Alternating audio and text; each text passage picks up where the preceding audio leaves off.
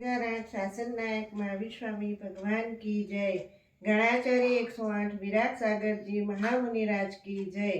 चर्या शिरोमणि पट्टाचार्य भगवान 108 विशुद्ध सागर जी गुरुदेव की जय। 3 कौ नवकोटि महामुनिराजों की जय।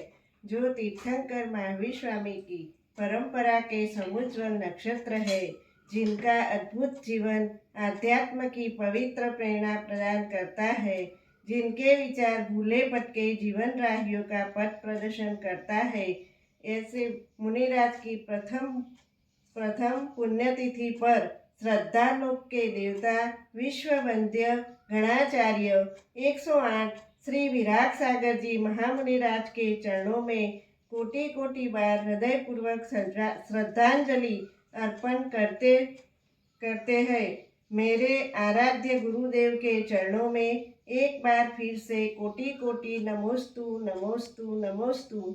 मम गुरुदेव काल अनंत जयवंत रहो, काल अनंत जयवंत रहो। गुरुदेव ने कई मुनियों को एवं कई माताजी को जैनेश्वरी दीक्षाएं प्रदान की थी।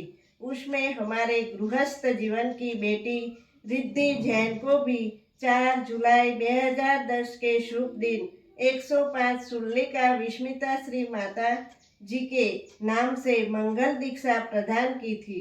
आचार्य श्री ने माता जी को प्राकृत एवं संस्कृत भाषा में कई सिद्धांत ग्रंथों का अध्ययन करवाया था। बहुत बड़ा उपकार किया है।